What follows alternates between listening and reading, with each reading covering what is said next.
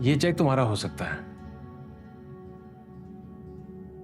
और इस चेक के बदले तुम अपनी सारी जिंदगी गांव में अपने बीवी बच्चों के साथ आराम से गुजार सकते हो।